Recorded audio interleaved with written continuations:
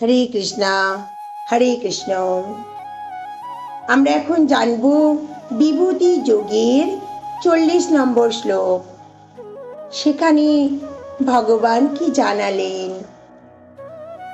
নষ্ট হস্তি মম দিব্যানাং বিভূতিনাং পারস্তপ এষ তুদ্দেশত প্রাপ্ত বিভূতে বিস্তর ময়া। হে পারস্তব, আমার দিব্য বিভূতি ও সমূহের অন্ত নেই। আমি এই সমস্ত বিভূতির বিস্তার কি সংক্ষেপে বললাম। বৈদিক শাস্ত্রের মধ্যে বলা হয়েছিল